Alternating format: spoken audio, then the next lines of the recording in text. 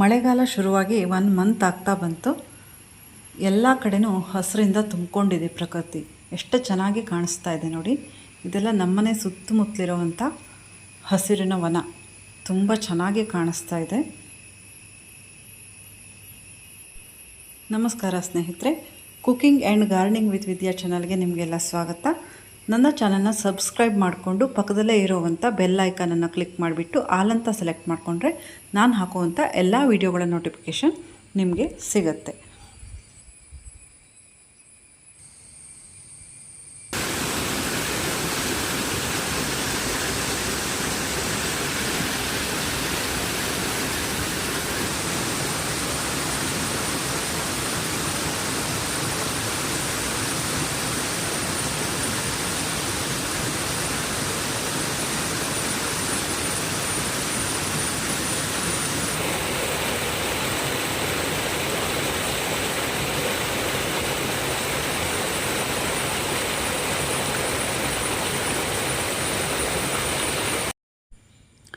ಬೇಸಿಗೆಯಲ್ಲಿ ಈ ದಾಸವಾಳ ಗಿಡಗಳೆಲ್ಲ ತುಂಬ ಚೆನ್ನಾಗಿತ್ತು, ತುಂಬ ಚೆನ್ನಾಗಿ ಹೂವಾಗಿತ್ತು.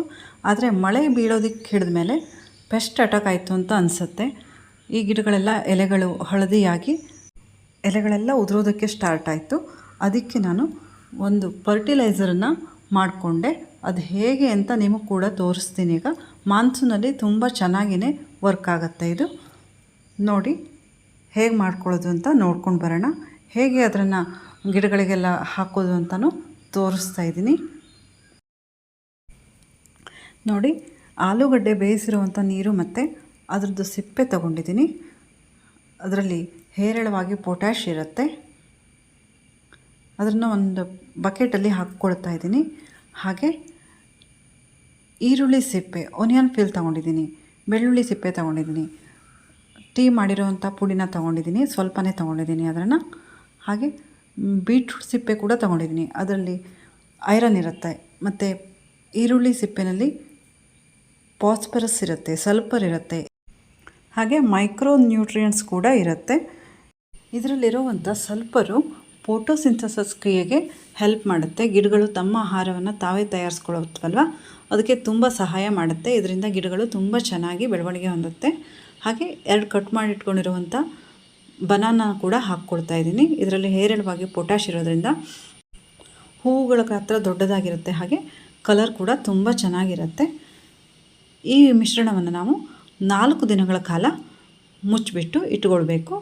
ಆಮೇಲೆ ಇದನ್ನು ಫರ್ಟಿಲೈಸರ್ ಹೇಗೆ ರೆಡಿ ಮಾಡ್ಕೊಳ್ಳೋದು ಅಂತ ತೋರಿಸ್ತೀನಿ. ನೋಡಿ, 4 ದಿವಸ ಆಗಿದೆ ಇದಕ್ಕೆ. ಇದನ್ನು ಚೆನ್ನಾಗಿ ಮಿಕ್ಸ್ ಮಾಡ್ಕೊಳ್ತಾ ಇದ್ದೀನಿ. ನೋಡಿ ಯಾವ ಥರ ಕಲರ್ ಬಂದಿದೆ ಅಂತ. ಹಾಗೆ ಇದಕ್ಕೆ ನಾನು ಬೇವಿನ ಸೊಪ್ಪಿರುತ್ತಲ್ಲ, ಅದನ್ನು ಮಿಕ್ಸಿನಲ್ಲಿ ಹಾಕಿಬಿಟ್ಟು ಮಿಕ್ಸ್ ಮಾಡ್ಕೊಂಡು ಹಾಕ್ಕೊಳ್ತಾ ಇದ್ದೀನಿ.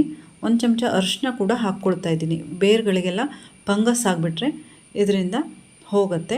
ಅದಕ್ಕಾಗಿ ಇದನ್ನೆಲ್ಲ ಮಿಕ್ಸ್ ಮಾಡ್ಕೊಳ್ತಾ ಇದ್ದೀನಿ. ಈ ಮಿಶ್ರಣವನ್ನು ಸ್ವಲ್ಪ ಡೈಲ್ಯೂಟ್ ಮಾಡ್ಕೊಳ್ಳೋದಕ್ಕೆ ನಾನು 1 ಲೀಟ್ರ್ ಆಗುವಷ್ಟು ನೀರನ್ನು ಮಿಕ್ಸ್ ಮಾಡ್ತಾಯಿದ್ದೀನಿ. ಆಗ ಈ ಸಿಪ್ಪೆಗಳನ್ನೆಲ್ಲ ನೆನೆಸಿಟ್ಟಿರೋದು 1.5 ಲೀಟ್ರ್ನಷ್ಟು ನೀರಿತ್ತು. ಅದಕ್ಕೆ ನಾನು 1 ಲೀಟ್ರ್ ನೀರನ್ನು ಆ್ಯಡ್ ಮಾಡ್ಕೊಂಡಿದ್ದೀನಿ. ಹಾಗೆ ಇದಕ್ಕೆ ಒಂದು 2-3 ದಿನಗಳ ಕಾಲ ಹಿಂದಿನ ಮಜ್ಜಿಗೆಯನ್ನು ಸೇರಿಸ್ಕೊಳ್ತಾ ಇದ್ದೀನಿ. ಇದರಲ್ಲಿರುವಂಥ ಮೈಕ್ರೋ ನ್ಯೂಟ್ರಿಯೆಂಟ್ಸು ಮಣ್ಣನ್ನೆಲ್ಲ ಲೂಸ್ ಮಾಡಿಬಿಟ್ಟು ಬೇರುಗಳಿಗೆಲ್ಲ ಗಾಳಿ ಆಡೋದಕ್ಕೆ ಸಹಾಯ ಮಾಡುತ್ತೆ. ಅದಕ್ಕಾಗಿ ಇದನ್ನು ಆ್ಯಡ್ ಮಾಡ್ಕೊಂಡಿದ್ದೀನಿ ನಾನು. ಈ ಥರ ಆಗಿದೆ ನೋಡಿ ಇದರ ಮಿಶ್ರಣ. ಈಗ ನಾನು ಇದರಲ್ಲಿರುವಂಥ ಸಿಪ್ಪೆಗಳನ್ನು ಮತ್ತು ಇದರ ನೀರನ್ನು ಬೇರೆ ಮಾಡ್ಕೊಳ್ತಾ ಇದ್ದೀನಿ. ಈ ಥರ ಬೇರೆ ಮಾಡ್ಕೊಂಡಾದಮೇಲೆ ನೋಡಿ ಈ ಥರ ಆಗಿದೆ. ಇದನ್ನು ಕೂಡ ನಾನು ವೇಸ್ಟ್ ಮಾಡ್ತಾ ಇಲ್ಲ. ನೆಲದಲ್ಲಿ ನೆಟ್ಟಿರ್ತೀನಲ್ಲ, ಆ ದಾಸವಾಳ ಗಿಡಕ್ಕೆ ಹಾಕ್ಕೊಂಡಿದ್ದೀನಿ. ಇದೊಂದು 2.5 ಲೀಟ್ರಷ್ಟು ಆಗಿದೆ ಇದರ ಮಿಕ್ಸ್ಚರು. ಇದನ್ನು ನಾನು ಈಗ ಹಳದಿ ಆಗಿದೆಯಲ್ಲ ಆ ಗಿಡಗಳಿಗೆಲ್ಲ ಹಾಕ್ಕೊಳ್ತಾ ಇದ್ದೀನಿ. ಹಾಕ್ಕೊಳ್ಳೋಕ್ಕಿಂತ ಮೊದಲು ಹಳದಿಯಾಗಿರುವಂಥ ಎಲೆಗಳನ್ನೆಲ್ಲ ಕ್ಲೀನಾಗಿ ತೆಕ್ಕೊಳ್ತಾ ಇದ್ದೀನಿ. ನೋಡಿ, ತುಂಬ ದೊಡ್ಡದಾಗಿತ್ತು ಇದ್ರ ಸೈಜು, ಆದರೆ ಈಗ ಚಿಕ್ಕದಾಗಿಬಿಟ್ಟಿದೆ. ಇದು ಸ್ವಲ್ಪ ಪೆಸ್ಟ್ ಅಟ್ಯಾಕ್ ಆಗಿದೆ ಅಂತ ಅನಿಸುತ್ತೆ.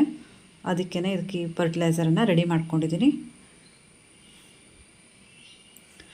ಹಾಗೆ ಕಟ್ ಮಾಡಿದ್ದೀನಿಲ್ಲ ಬ್ರ್ಯಾಂಚಸ್ ಎಲ್ಲ, ಅದನ್ನು ಕಟಿಂಗಾಗಿ ಯೂಸ್ ಮಾಡ್ಕೊಂಡಿದ್ದೀನಿ. ಅದನ್ನು ಕೂಡ ನಾನು ವೇಸ್ಟ್ ಮಾಡಿಲ್ಲ.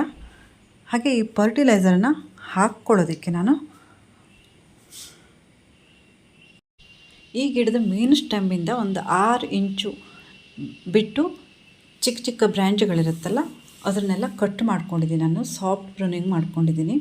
ಈ ಮಳೆಗಾಲದಲ್ಲಿ ತುಂಬ ಚೆನ್ನಾಗಿ ಚಿಗುರು ಬರುತ್ತೆ ಈ ಥರ ಕಟ್ ಮಾಡೋದ್ರಿಂದ. ಹಾರ್ಡ್ ಪ್ರೂನಿಂಗ್ ಏನು ಮಾಡ್ಕೊಂಡಿಲ್ಲ, ಸಾಫ್ಟ್ ಪ್ರೂನಿಂಗ್ ಮಾಡ್ಕೊಂಡಿದ್ದೀನಿ. ಯಾಕಂದರೆ ಪೆಸ್ಟ್ ಅಟ್ಯಾಕ್ ಆಗಿದೆಯಲ್ಲ, ಸ್ವಲ್ಪ ಹೋಗಲಿ ಅಂತ ಅದೆಲ್ಲ. ಈ ಕಟ್ ಮಾಡಿರೋವಂಥ ಬ್ರ್ಯಾಂಚಸ್ನೆಲ್ಲ ನಾನು ಕಟಿಂಗಾಗಿ ಯೂಸ್ ಮಾಡ್ಕೊಂಡಿದ್ದೀನಿ. ಅದನ್ನು ಕೂಡ ವೇಸ್ಟ್ ಮಾಡಿಲ್ಲ. ಹಾಗೆ ಕಟ್ ಮಾಡಿರೋವಂಥ ತುದಿಗಳಿರುತ್ತಲ್ಲ ಅದಕ್ಕೆಲ್ಲ ಫಂಗಸ್ ಆಗಿಬಿಡತ್ತೆ ಅಂತ ಅರಿಶಿನ ಹಚ್ಕೊಂಡಿದ್ದೀನಿ. ಈ ಥರ ಮಳೆಗಾಲದಲ್ಲಿ ತುಂಬ ಮಾಯಿಶ್ಚರ್ ಇರುತ್ತಲ್ಲ, ಬೇರುಗಳೆಲ್ಲ ತುಂಬ ಥಂಡಿ ಹಾಕ್ಕೊಂಡಿರುತ್ತೆ. ಇದರಿಂದ ಬೇರುಗಳು ಕೊಳಿಬಹುದು. ಅದಕ್ಕಾಗಿ ನಾನು ಬೇರುಗಳೆಲ್ಲ ಸ್ವಲ್ಪ ಹೀಟ್ ಆಗಲಿ ಅಂತ ಮಸ್ಟರ್ಡ್ ಸೀಡ್ ಇರುತ್ತಲ್ಲ ಅದು ಮತ್ತು ಸೀಸಮ್ ಸೀಡನ್ನು ಮಿಕ್ಸ್ ಮಾಡಿಬಿಟ್ಟು ಮಿಕ್ಸರಲ್ಲಿ ಪೌಡ್ರ್ ಮಾಡಿ ಇಟ್ಕೊಂಡಿದ್ದೀನಿ. ಅದನ್ನು ಮಣ್ಣನ್ನೆಲ್ಲ ಈ ಥರ ಲೂಸ್ ಮಾಡ್ಕೊಂಡ್ಬಿಟ್ಟು ಹಾಕ್ಕೊಡ್ತಾ ಇದ್ದೀನಿ. ಎಲ್ಲ ಗಿಡಗಳಿಗೂ 2 ಚಮಚ ಆಗುವಷ್ಟು ಹಾಕ್ಕೊಂಡಿದ್ದೀನಿ. ಇದರಿಂದ ಗಿಡದ ಬೇರುಗಳೆಲ್ಲ ಹೀಟನ್ನು ಪಡ್ಕೊಂಡು ತುಂಬ ಚೆನ್ನಾಗಿ ಬೆಳವಣಿಗೆ ಹೊಂದೋದಕ್ಕೆ ಸಹಾಯ ಆಗುತ್ತೆ. ನೋಡಿ, ಈ ಥರ ಹಾಕ್ಕೊಂಡಿದ್ದೀನಿ ನಾನು. ಹೀಗೆ ಹಾಕ್ಕೊಂಡು ಆದಮೇಲೆ ಮಣ್ಣೆಲ್ಲ ಮುಚ್ಕೊಂಡಿದ್ದೀನಿ. ಆ ನಂತರ ನಾನು ಈ ಲಿಕ್ವಿಡ್ ಫರ್ಟಿಲೈಸರ್ ರೆಡಿ ಮಾಡ್ಕೊಂಡಿದ್ನಲ್ಲ ಅದನ್ನು 1 ಲೋಟ ಆಗುವಷ್ಟು ಎಲ್ಲ ಗಿಡಗಳಿಗೂ ಹಾಕ್ಕೊಂಡಿದ್ದೀನಿ. ಈ ಲಿಕ್ವಿಡ್ ಫರ್ಟಿಲೈಸರ್ನ ನಾನೇನು ಡೈಲ್ಯೂಟ್ ಮಾಡ್ಕೊಂಡಿಲ್ಲ, ಯಾಕಂದರೆ ಮಳೆಗಾಲನಲ್ಲ, ಅದಕ್ಕಾಗಿ ಡೈಲ್ಯೂಟ್ ಮಾಡ್ಕೊಂಡಿಲ್ಲ. ಇಲ್ಲಾಂದರೆ ಬೇಸಿಗೆನಲ್ಲಿ ಕೊಡೋದಾದರೆ ಈ ಫರ್ಟಿಲೈಸರ್ನ ಡೈಲ್ಯೂಟ್ ಮಾಡ್ಕೊಳ್ಬೇಕಾಗತ್ತೆ. ಈ ಥರ ಕೊಟ್ಕೊಂಡಿದ್ದೀನಿ ನಾನು. ಎಲ್ಲ ಗಿಡಗಳಿಗೂ ಇದೇ ಥರ ಹಾಕಿದ್ದೀನಿ ಫರ್ಟಿಲೈಸರ್ನ. ಮಳೆಗಾಲದಲ್ಲಿ ತುಂಬ ಚೆನ್ನಾಗಿ ವರ್ಕ್ ಆಗುತ್ತೆ ಇದು. ಬೇವಿನ ಸೊಪ್ಪೆಲ್ಲ ಬೀಸ್ಕೊಂಡು ಹಾಕ್ಕೊಂಡಿದ್ದೀವಲ್ವ, ಫಂಗಸ್ ಎಲ್ಲ ಆಗಲ್ಲ ಇದರಿಂದ ಗಿಡಗಳಿಗೆ. ಈ ಥರ ಎಲ್ಲೋ ಎಲೆಗಳಾಗಿರುತ್ತಲ್ಲ ಅದೆಲ್ಲ ಹೋಗುತ್ತೆ. ಈ ಲಿಕ್ವಿಡ್ ಫರ್ಟಿಲೈಸರನ್ನು ಸೋಸ್ಕೊಂಡಿರ್ತೀವಲ್ಲ ಅದರ ಸಿಪ್ಪೆ ಎಲ್ಲ ಇರುತ್ತಲ್ಲ ಅದನ್ನೆಲ್ಲ ನಾನು ನೆಲದಲ್ಲಿ ನೆಟ್ಟಿರುವಂಥ ದಾಸವಾಳ ಗಿಡಕ್ಕೆ ಹಾಕ್ಕೊಂಡಿದ್ದೀನಿ.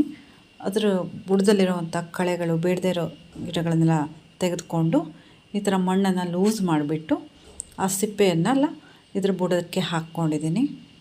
ಈ ಥರ ಮಣ್ಣನ್ನು ಲೂಸ್ ಮಾಡ್ಕೊಂಡಿದ್ದೀನಿ. ಈ ಸಿಪ್ಪೆ ಇರುತ್ತಲ್ಲ ಇದನ್ನು ವೇಸ್ಟ್ ಮಾಡೋದು ಯಾಕೆ ಅಂತ, ಇದರಲ್ಲೂ ಸ್ವಲ್ಪ ಸ್ವಲ್ಪ ನ್ಯೂಟ್ರಿಯೆಂಟ್ಸ್ ಎಲ್ಲ ಇರುತ್ತೆ. ಅದಕ್ಕಾಗಿ ಈ ಥರ ಹಾಕ್ಕೊಂಡು ಮಣ್ಣಲ್ಲಿ ಮುಚ್ಕೊಂಡಿದ್ದೀನಿ. ಮಣ್ಣಲ್ಲಿ ನೆಲದಲ್ಲಿರೋದ್ರಿಂದ ಬೇಗ ಇದು ಕಾಂಪೋಸ್ಟಾಗಿ ಪರಿವರ್ತನೆ ಆಗುತ್ತೆ. ಈ ಗಿಡ ಕೂಡ ತುಂಬ ಚೆನ್ನಾಗಾಗತ್ತೆ. ಆಮೇಲೆ